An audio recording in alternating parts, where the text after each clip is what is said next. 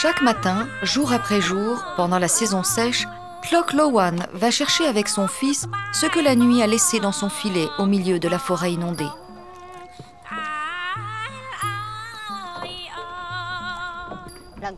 Il y a quelques années, je me rappelle que je pleurais parce que le poisson était lourd à porter. Maintenant, chaque année, c'est pire. Et le matin, je trouve de moins en moins de poissons dans mon filet.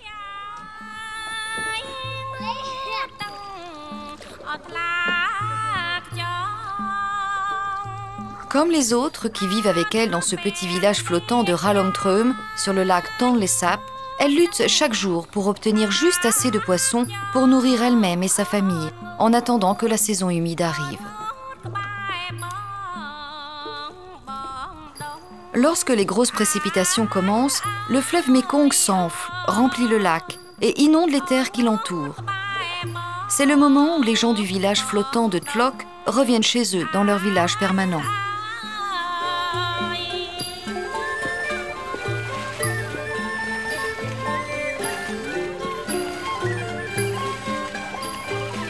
Dès qu'ils arrivent, ils commencent à préparer leur champ pour planter une variété de riz qui peut pousser lorsque l'eau monte à 4 mètres de hauteur.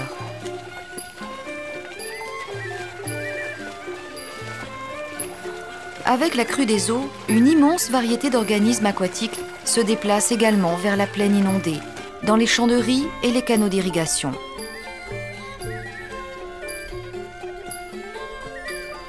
Le poisson, les crustacés, les amphibies font partie de la biodiversité vivant dans cet écosystème basé sur le riz.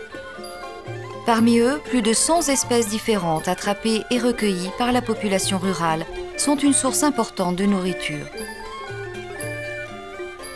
Des personnes comme Cloc pêchent et capturent les animaux qui vivent dans leurs champs de riz, les mangent, les traitent et les vendent au marché.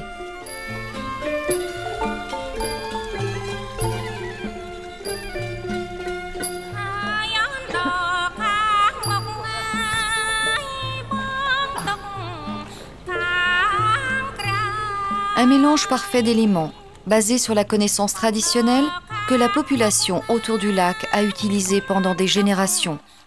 Des centaines d'espèces différentes de poissons, d'oiseaux, de plantes, d'insectes contribuent chacune au bien-être réciproque. Autrefois, les gens savaient comment les utiliser au mieux, dans la pêche, l'agriculture, la chasse et la construction des maisons. Mais toujours avec prudence, de sorte que le monde puisse nourrir et abriter leurs enfants et les générations futures.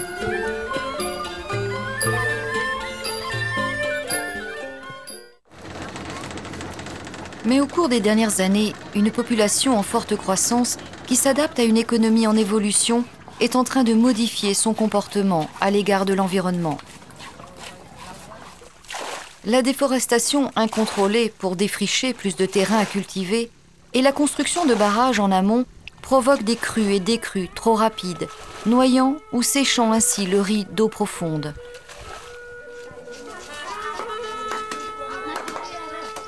Ceci, ajouté à l'exploitation excessive des ressources du lac, même à travers la pêche illégale, a conduit à une baisse des prises autour du lac.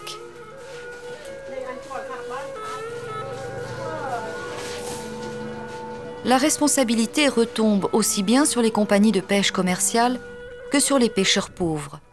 Les premiers tirent le maximum du profit à cause d'un futur incertain.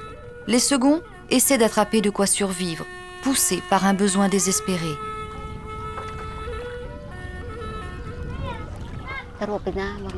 Si tu n'utilises pas d'électrochoc, tu n'attrapes pas assez de poissons, tout simplement.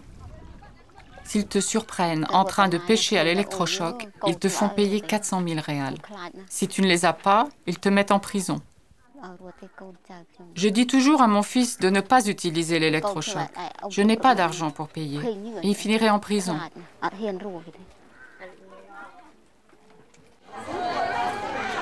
Ce tort fait à l'environnement a des conséquences surtout sur les plus pauvres de la population rurale.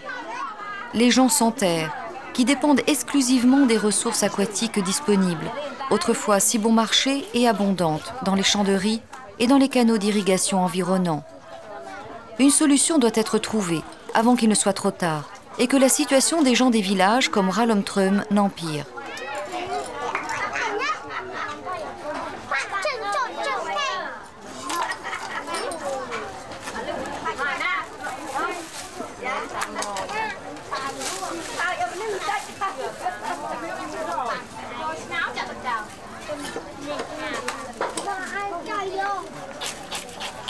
Tlok Lowan et ses amis agriculteurs et pêcheurs pourraient bénéficier d'un programme législatif protégeant le lac des pêches excessives et de l'utilisation déséquilibrée des ressources aquatiques.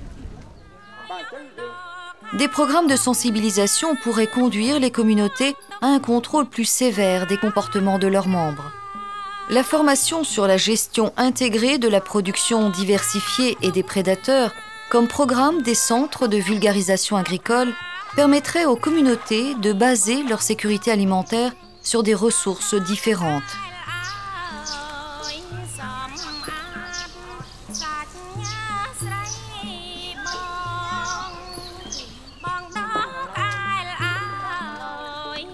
Les villageois apprendraient à combiner un monde traditionnel avec les besoins modernes et à évaluer l'impact de leurs nouvelles pratiques sur l'écosystème dont ils dépendent. Ensuite, ils pourront contrôler, comme ils l'ont toujours fait, l'évolution de l'environnement dans lequel ils jouent un rôle si fondamental.